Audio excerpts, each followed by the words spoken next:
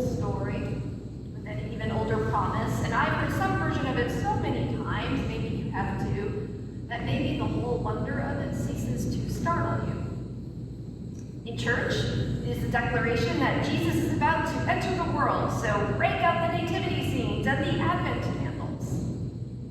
In our society, I think it is Christmas music on the radio at 1 o'clock a.m. on November 1st. I feel like that's when I heard it. I wasn't up, but that's what it felt like.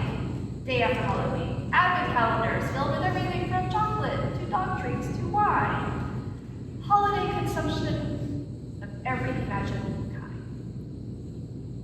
In daily life, especially if you're a student, is the hustle, the bustle of trying to keep all the balls in the air, even as illness, broken relationships, and death loom large. In the world, it is sending more weapons to Ukraine while simultaneously stockpiling for other anticipated wars. It is being briefly horrified by the latest mass shooting every 5 days. It is endless tales of violence.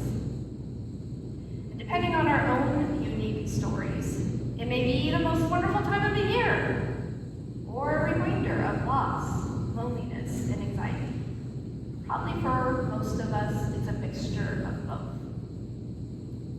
I'm drawn to the words from the prophet Isaiah that Andrea read, because they capture both the despair and hope that is true, I think, to our world right now.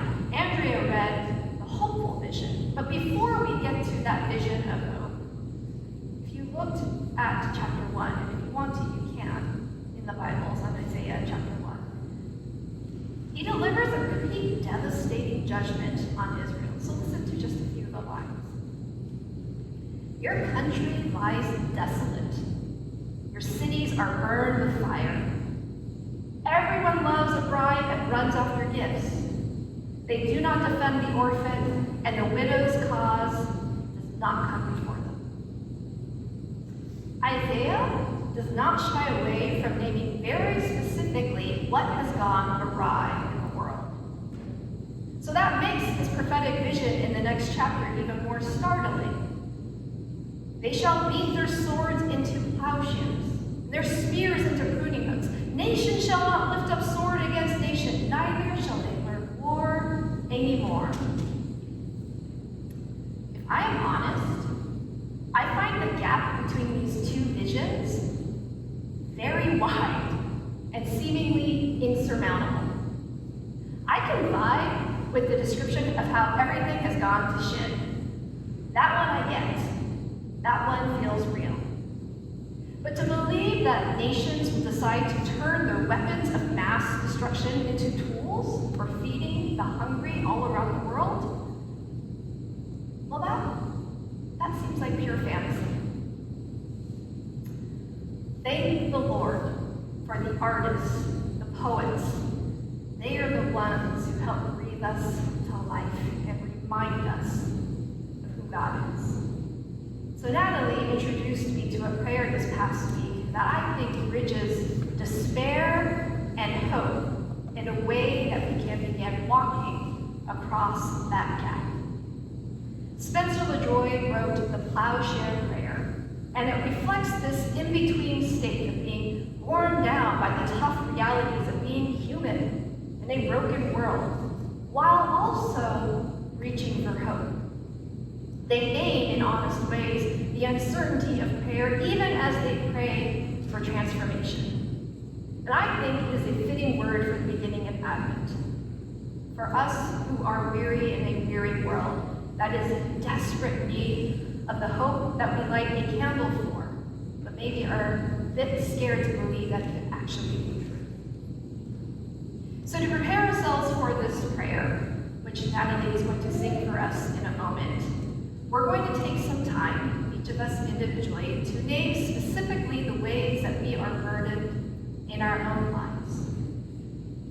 What is giving you anxiety? What is troubling you? Where do you find it difficult to have hope? I'm going to invite you to take a piece of paper on the table, and our pens. And in these few moments, I invite you to write down What is giving you anxiety? What is troubling you? Where do you find it difficult to hope? And then Natalie will lead us through this prayer that we will receive.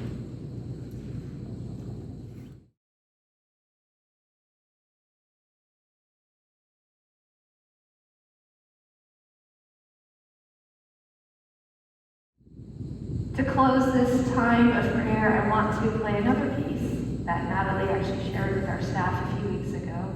She is the holder of many good things and to me and to many artists. It's called How to Hold the Heavy Weight of Now. And it's from the Slowdown. It's about 4.5 minutes long, and it's a reflection and a poem. There are many times, especially at this time of year, that we can feel overwhelmed by everything going on in our lives and in the world around us. Our bodies are literally weighed down by it all.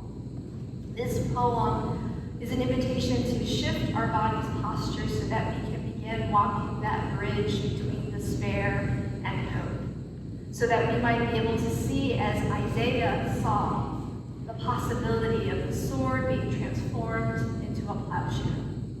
So listen now to how to hold the heavy weight of now.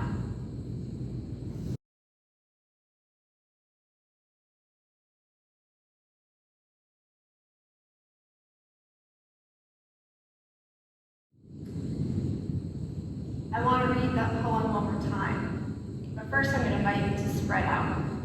So get up, spread out, so that you actually have some physical space around you so that you are not next to anybody, actually, not directly. If you are comfortable with it, in a moment I'm going to invite you to close your eyes, or if that feels uncomfortable, you can maybe just lower your gaze. And as I read the poem, I'm going to invite you to let your body move as you hear it, letting your arms open up as they carry all the things that you wrote down and named that are weighing you down as wide as they can go, and to hold that position so that you will be able to feel the tension that is in your body. And then when the time comes in the poem, let your arms shift their shape into an offering and notice the change in how your body feels. So lower your gaze or close your eyes. Nobody's watching you. Listen to this poem and let your body move. How to hold the heavy weight of now. She said, "You just made this gesture with your body," and opened her arms as if she could barely fit them around an enormous wall. "Make that shape again," she said. So I did.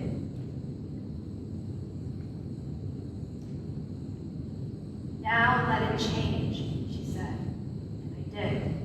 Slowly closing the space between my arms, fingertips converging until they touched. I watched my hands turn together, align pinky side to pinky side.